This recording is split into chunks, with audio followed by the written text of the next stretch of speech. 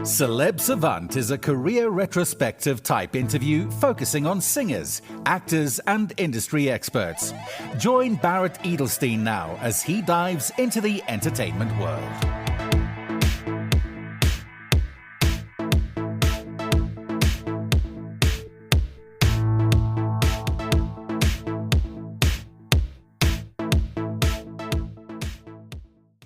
Charlie Harris is a South African singer and songwriter. He is known for his compelling storytelling and heartfelt performances. Charlie's music is deeply rooted in the folk rock tradition, yet it transcends genres, creating a sound that is both familiar and refreshingly unique. After years of writing literally hundreds of songs, Charlie realized that there would never be a perfect time to release an album. The decision to move forward with Digital Dust came from the realization that now was the time to bring his music into the world without waiting for the elusive right moment. Charlie released Digital Dust Side A and Digital Dust Side B in 2024, with plans for a third album to be released in 2025. Up next on Celeb Savant, we've got Charlie Harris. Where in the world are you and how are you doing? All right, where in the world? Thanks for having me on, first of all. In Johannesburg, South Africa, that's where I am. So for the listeners, I see as a view in the screen behind me as I'm speaking to Charlie on Zoom, lots of guitars, lots of hats, lots of interesting things in his background. But Charlie, so now let's rewind. At what age, whether it was a child or teenager, did you feel cool? I want to be in the music or creation world. And how did that process or journey continue from where we are? Okay, so it has been a long journey. My passion for music is, feels like it's been endless. So obviously when I was a little boy, my uncles, they all played guitar and some drums and bass, and they all had their band. And I was a little boy, and I thought that I idolized these guys. I thought, this is great. And then they started showing me some guitar chords, etc. And I wanted to play music. It was a few years later, I was probably about 13, 14 years old. And I could do a few chords and stuff. And I had this one case where I was actually keeping my song sheet. So the case was called Celeb 77. Right? It was just an old junk case I had as a little boy. And I thought it was great. And I decided, let me write a song about Celeb 77. And that was actually the first song I ever wrote. After that, it was history. I just wanted to write songs. I loved writing songs. And I loved performing songs, etc. But songwriting has been my passion forever. So my journey has been to be a songwriter. And now I would like to get some recognition, see if somebody likes it, or do something with it, instead of just being on my computer. Has it been a process of when you were sort of deviated from that passion and got into the working world, and now that passion is reignited, that you're actually going out there and releasing and performing? Yes. Okay. Yes. So obviously, once you leave school, your time starts becoming limited. Now you got a career to build. You're studying. You focused on, getting your work off the ground so that you can be stable, that you can do things, and music couldn't provide that. It could provide the passion, all of that. So, I prioritized that first. But over time came, your passion never dies. I absolutely love music. I absolutely love writing songs. And I didn't want it to die. So about 15 years ago, me and my buddy Sean, he actually does all the drumming work with me. We connected by chance as well, and we kind of gelled. And then we thought we were metalheads. Then we were told we were punk. We didn't know that. And we were like, how can we be punk? We want to be metal. Yeah. And then, as time progressed, we were doing gigs around that. I used to write songs around that. But the passion has always just been songwriting. Not a style, not a genre. And we've ended up back to our roots, which we love. And I've just write songs all the time and performing them. So there's this perception in society that we need to box things or stereotype things to make other people comfortable. So this means heavy metal, that means punk, this means you in this category or that box. And I think it's fear related for the rest of the world to know, okay, I know what box you form under or you fill in, so it makes me comfortable and I know what to expect, so sort of thing. And it creates comfort zones. What are your thoughts around this interesting topic of societal labels and boxes and stereotypes? Yes. So first of all, for me, I don't give two hoots. about labels. It's nice to know if people want to categorize you or no. For example, if you do rock and roll or you're doing death metal, it's there. But I take one song, and this has been out, and I got a lot of feedback. How do I write songs that can transcend a couple of genres? If you like country, it could be folkish, or it could be rock. The same. And I said, well, I don't write it to do that on purpose. I write it what feels good, what feels great. And then I have my style that is an uneducated style, but some people like the guitar work. They're saying, and I think I'm a real idiot at it. And I've had some seriously feedback from session musicians that say they can't recreate their sounds. And it's simple things for me and simple things for other people, I'm sure. But I write it, if it feels good, it feels good. Okay. And that is what I write mostly. The vibe, the feel good. It could be a sad song that can still vibe. So I wrote just for what feels good or feels nice. And the music for me dictates what the song's going to be about. And I decided not to purposely go for genre. Write the songs. When you've got over 100, 150, 200 songs, there'll be a lot of songs that can be, put in boxes. But in general, like the album, it is kind of open for a lot of interpretation. And I really liked it. Okay, so you've referenced already that you write songs that make you feel good. So let's unpack that a little bit further. So your creative process, your creative brain, we already know what motivates it, but is it easy every time? Do you collaborate with other artists or other writers? How do you further unpack that creative process? All right. So let me put, the one of the things is, and I refer to Sean, he's the drummer. He's not a vocalist. He's not a songwriter.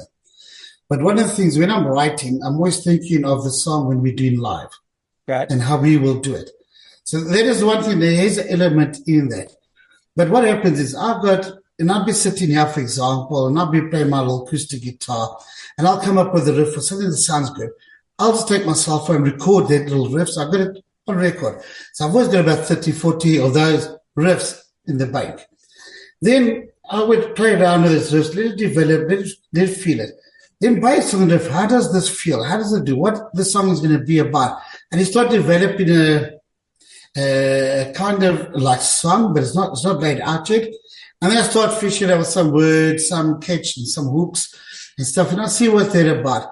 And then eventually the song takes shape. And then I sit actually now saying, right, there's going to be an intro, or there's not going to be intro. How are we going to build this up? Or is it going to start off big? What's the song feel is going to be? In other words, a sad song, you could have lost somebody, and I've recently done a song like that. But it's a feel good that you're just sitting having coffee, just thinking of that person, and it's making you feel good as a memory. So it's a sad song, but it's a feel good song. Yeah. And the music led to that. And then you got to, be creative around that. And then it comes words. When you've written 200 songs or 150, but Mark is really coming up with words. Because you can be repetitive, using some phrases over, saying the same thing again. And I let the course take its course, but you've got to be aware of that. Otherwise, you could end up with 40 songs that's actually very similar and stuff. And you don't want to end up in that cycle of things. Yeah. Sometimes I'll do 2 or 3 songs, and I see which one's actually the right feel of good. And then I'll keep the other 2 in the bank again, can rewrite the words there. Okay. So you reference this. So for the listeners who do not know, what's a riff? All right. So a riff is, I turn my guitar and I do a D thing, I pick in ding, ding, ding, ding, ding, ding, ding, for example. I say, okay, that doesn't sound too bad, but then you start putting some emphasis on it. And then there you got like a little riff and a little hook or something that sounds quite good. It could just be strumming through 4 chords. And say, well, this sequence of the chords, the chord progression sounds good. And with a cape on, etc., and I've got that. So then I've got my core or idea of the song on that. And then I'll build up from there. Okay, cool. You referenced the album, so tell us more about that, first of all, and what's coming up for short-term and long-term plans for moving forward. All right. So the album's called Digital Dust, Side A. Digital Dust is I saw another, not a podcast, but interview with a guy who was talking about the best song that never made it. Okay. And he was saying a lot of artists are recording songs, a lot of songwriters record songs, and they just save it on a hard drive or a memory stick or somewhere. And those songs sit just gathering digital dust. And They sang a big chord with me. So then we came to do the album. So I met up with Robin Welsh, and we were just by a mutual friend or acquaintance, and he asked me to send some songs, and he was very interested in the songs. And I had to sit, and I sent him about just over 100 songs, and actually went through them all. Then we had to sift down these songs. We came down to about 19 songs, and he didn't want to reduce any more. Then he said, well, let's make 2 albums. I said, okay, well, we'll do Digital Dust Side A, Digital Dust Side B, because actually the blend is like a journey through both albums. Mm-hmm. And that's where we ended up with Digital Dust Side A. So that's the short-term goal. The long-term goal is next year, we'll probably do a few more recordings, most probably another album, because that is on the cards. And we'll be doing that. And then we're going to be, canvassing for a lot of bigger gigs and festivals to play at and building the band's repertoire that way. I love me a CD. I love the journey of the energy exchange for you guys, because it's a thank you to all the hard work you do. The journey of the choice, the receiving, the unpacking, the booklet, the thank yous in the booklet, the images, the artwork. I'm not sure if you're aware, vinyl's massive comeback in the world. Somewhere in Asia, they just reopened a vinyl factory that'd been closed for 50 years. Last year alone in the UK, 5.9 million vinyls sold, the biggest since 1990. Cassettes are on an upwards resurgence, not as much as CDs and vinyls, but CDs also, again. So in the UK, there's a basket of products that they gauge for tax purposes, the exchange of them. And vinyls have been in that basket for the longest time. And now because of the upsurge of CDs, that product is now back in the basket. And the research is showing it's not the older people who are nostalgic diving into it. The research is showing that it's actually the teenagers, the younger kids, the early 20s that are diving into the physical world. But we've also got the streaming platforms that people consume music on. What are your observations of the landscape at the moment? All right. So on the CDs and stuff, yes, it has been resurgent. So the only people that have ever asked me for CD, which has been 2, are people with old cars that only got CD players still. So the rest, most of the people have done want the YouTube channel still. And I'm talking like the media net gigs. Okay. And then Spotify has also been one of the main things. They said, are you on Spotify yet? I said, wait for the release. So that's the 2 main venues. Then of course, there is Instagram. But Instagram is not really putting whole songs. It's more advertising, putting part songs, more promotional work. We use a lot of that, Instagram and TikTok. And then the one place a lot of people go to is our website to look at. There's videos, links to the YouTube, links to Spotify, links to everything like that, links to the Facebook page. And it's got all our gig schedules on there, got photographs, videos, and all that type of thing. So even though it's a little bit old schoolish websites, it is still one of the most effective ones. And you can centralize a lot of stuff. Mm-hmm. So for you, it's for your observations in your world, it's more about the digital space, and that's yes. Okay, understood. For now, that is. Yes, for now, that is. Yes. It could change.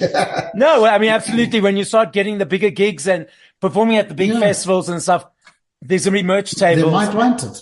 Yeah, exactly. Yeah. So let's see how it unfolds moving forward. Now, how is your relationship with social media? What do you feel around it? All right. So social media for somebody like me has been a little bit of a blessing. Okay. Because before, especially if you're working, to go canvas for gigs, get videos, get your stuff out there would be manual.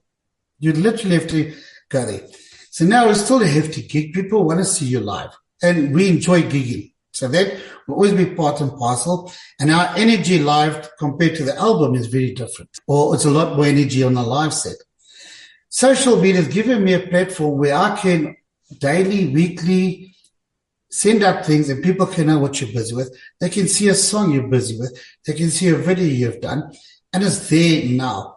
So that for me has been very, very helpful and in a lot of ways rewarding.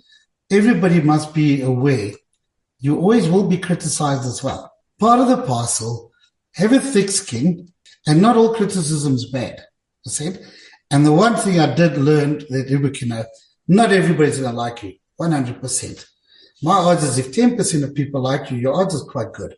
So obviously, on a lot of social medias, we don't get that much criticism at all, which is, thank goodness. but you do get criticism wherever you go. Somebody's not going to like you, and that is it. I don't think you suck. Yeah, I mean, that's life. No one's going to like everyone all the time. The biggest artists get knocked. If you just go to any local venue, the biggest artists in the world get knocked. What makes you better than that?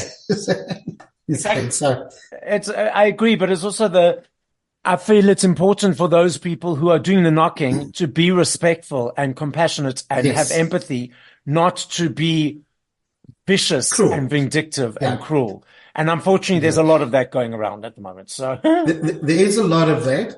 I don't think it will stop, but it is a good thing if you yourself is in a good place. So when you're starting off, criticism is quite hard to handle. And you really, because you haven't got or done anything, and now you think it's the worst thing ever. And you've got to get past that. Yeah. The way you get past that, friends, your band, and realizing if there's just 3 people that like you, focus on those. And that's what we do. Now, 10 people like us, like, oh, that's our crowd. Yeah. Well, like you said, like at the beginning, it will start affecting you. But if it's affecting you, it means that's your ego playing with your brain. Yes. And it's not your authentic self. So I'm reminding myself as I'm speaking at the same time. So thank you. So you mentioned that your live set is different to what sounded on the recording. It's a different energy. So why is that? And what do you enjoy about performing live? So why is that? Is because, like I said, Sean and I, we go back quite a while. We've just got an energy on stage. We tease the hell out of each other. That humor comes onto stage. There's a bassist joining us, Andre, and he's fitting quite nicely. And we actually we got on YouTube in the series of, so what we do is get a guest artist and we just sit with the car and an acoustic guitar. We do like a live song and the guy must learn, whoever's our guest must learn that song and we do it. And he fitted in. And we have such an energy about, hey guys, because Sean sometimes just goes so fast on the drums. And we're like, wow, this is going to be the fastest we ever play this song. But the energy of teasing, giving each other grief, then back and forth and stuff. And if I make a mistake, then I 100%, I'm going to blame them. And everybody will know it's me, including the crowd. And I'll just find some way to push it that way. And they're like, yes, Charlie, for sure. And that's the way we play. Like, like I would start the show, like, ladies and gentlemen, the drummer is one of the best drummers in the world. He's on time. He does that, but unfortunately he couldn't make it. Sean came. So like I'm teasing my drummer and stuff. He's like, oh yeah, they already know that, and stuff like that. So it's that kind of banter that we have and we give it. And that energy comes, we're excited about what we're going to do. And that energy definitely translates across and makes the gig or the show a lot more pleasant in that sense. And then, of course, we have a part of the show that we can really get to be a bit more sentimental, show a bit more another side of stuff, and then back to giving each other grief. So, Charlie, I love this game. I know if I had to ask this question in 2 minutes, 10 years, 5 hours, I know your answer will be different every time, simply because there are millions of them. I understand that, and I recognize that. I'm not saying favorites. I'm saying top of mind. If you had to push play to 5 songs by other artists once you finish this conversation, what would those 5 songs be and by whom? All right. So, lucky on Heaven's Door, Bob Dylan, I really, really enjoyed. Sorry, which one? So say it again. Which one? Knocking on Heaven's Door. Okay, yes. Bob Dylan. Nirvana, a few of his unplugged tracks I could go for any day. That was, for me, quite a big deal. Golden Earring Unplugged, The Naked Truth. I had a few songs on there that was quite good. And I was also, I didn't know Neil Young and stuff like that, but Neil Young, Heart of Gold is like a very cool song. And I think everybody knows about a classic, Whiter Shade of Pale, another classic song. And it's all kind of like oldish songs. It's like strange because I'm more into the Nirvana side of stuff. But I mean, I know if I had to ask you this again in 5 minutes, you'd have a different group. So that's what I love about this game, because it's just like whatever comes through at the moment. So, Charlie, the podcast is listened to throughout the world. As a final message to the listening audience, what would you like to say? Well, I'd like to say, give me a listen, give me a chance. If you like it, enjoy it, but I hope it brings you as much pleasure as it brings me. Thank you for listening to this episode of Celeb Savant.